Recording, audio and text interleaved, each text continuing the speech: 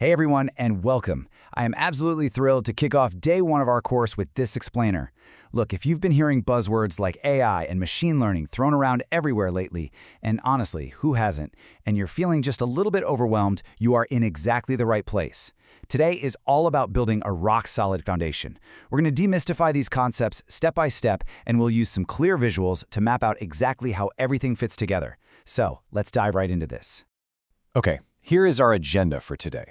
We'll start with the big picture to see how AI, machine learning, and deep learning relate to one another. Then we will break down the three major types of machine learning: supervised learning, unsupervised learning, and reinforcement learning. After that, we'll wrap things up by comparing them side by side and then finish with a quick quiz to lock in what you've learned. Section 1. The big picture. AI, machine learning, and deep learning. There is, just so much hype around artificial intelligence right now, but let's actually ground that in simple reality with our core definition.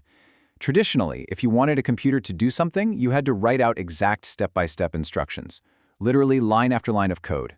Well, machine learning flips that entirely. It's a branch of artificial intelligence where we don't give the computer explicit instructions for every single task. Instead, we give it data. We're essentially teaching systems to think, to understand, and to find patterns, much like a human would, purely by learning from the information we feed them. Now, think of the hierarchy of these terms kind of like a set of nesting dolls. Artificial intelligence is the biggest doll. It's the broad, overarching field with the ultimate goal of creating intelligent machines. Think of real-world applications you use every day, right? Things like Siri, recommendation systems, or self-driving cars. Inside that broad field is machine learning, which is our specific focus: computers learning from data. And finally, nestled right inside machine learning is deep learning. This is an advanced subset of ML that uses massive, complex structures called neural networks. So when you hear about tools like ChatGPT recognizing speech or understanding natural language, that's deep learning at work. Section 2. Supervised learning. Learning with labeled data. So this is the first of our three core machine learning types. And the key here is that it relies heavily on having the answers provided up front. The absolutely crucial phrase to remember here is labeled data. Imagine you're teaching a child to recognize fruits. You hold up an apple and say, "This is an apple." You hold up a banana and say, "This is a banana." You are providing the label. Well, supervised learning works the exact same way. We feed the model historical training data that already contains the correct answers or labels. Once it learns the relationship between the data and those labels, it can then accurately predict or classify brand new unseen data. Within supervised learning, we generally have two main goals. The first is classification. This is when the model predicts discrete categories. Think yes or no questions.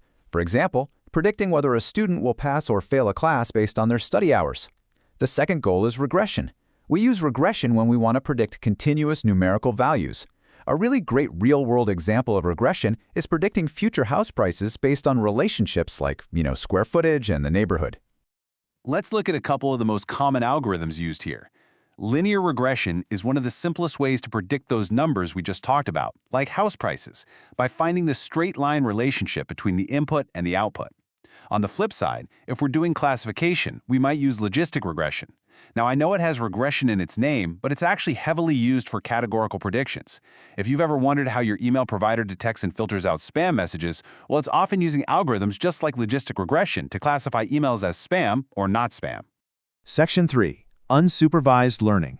Finding hidden patterns. Now, I want you to imagine what happens when we don't have an answer key to give the computer. That is where unsupervised learning comes in. It happens when we give the model completely unlabeled data. So no predetermined categories, no correct answers. The system is entirely on its own. Its job is to explore the data and discover hidden patterns, underlying structures, or groups that we, as humans, might not have even noticed were there in the first place. To uncover those hidden structures, unsupervised learning mainly relies on two methods. The first is clustering. Just like it sounds, this groups data points together based on their similarities. A classic algorithm for this is K-means.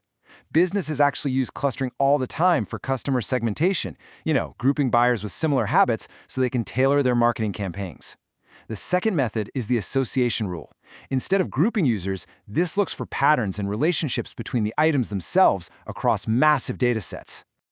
A perfect, super relatable example of the association rule is market basket analysis, which often uses what's called the a priori algorithm.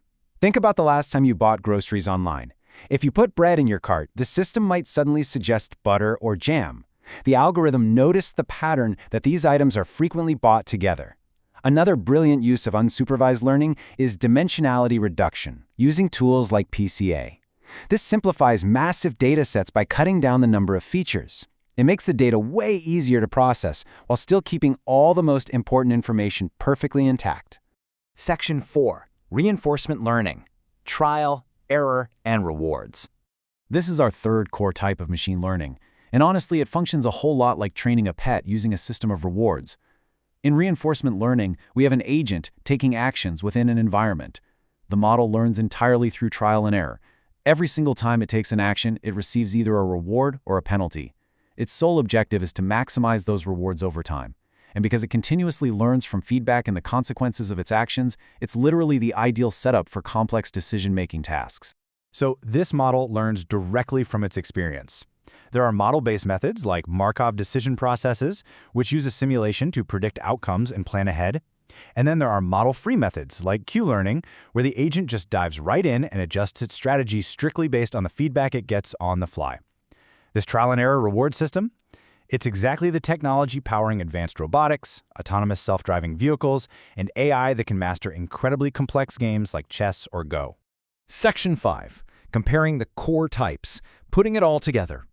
Okay, let's synthesize everything you've learned into an ultimate day one cheat sheet. Take a look at the stark contrasts here. Supervised learning needs labeled data to predict or classify using tools like logistic regression. Unsupervised learning takes unlabeled data to find hidden patterns in groups using clustering algorithms like k-means. And reinforcement learning? Well, it doesn't use static data sets at all. It uses direct interactions with an environment to maximize rewards through trial and error using algorithms like Q-learning. Taking a mental snapshot of this table will really help you out as we move forward in the course. Section 6. Day 1 quiz. Test your knowledge.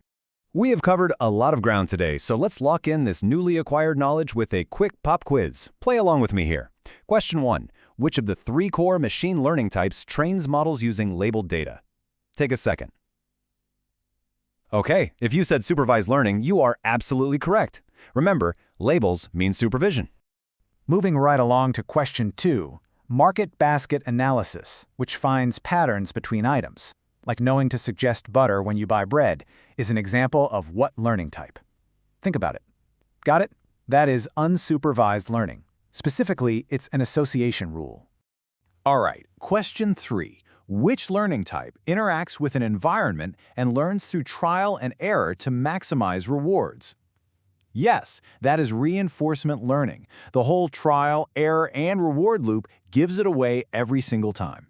Question 4. Predicting whether an email is spam or not spam is a goal of what specific supervised learning category? Careful here, I'm looking for the specific category. It is classification, often using logistic regression to give us that discrete yes or no answer. And finally, question 5. What is the broad branch of technology that machine learning is a part of? Think back to our nesting dolls. It is artificial intelligence.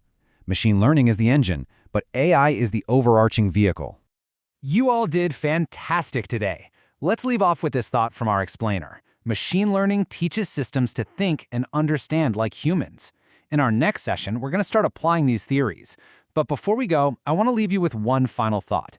If a machine can learn to discover hidden patterns in data without explicit instructions, what previously unsolvable problems in your own industry could it unlock tomorrow? Thanks for joining me today, and I'll see you in the next one.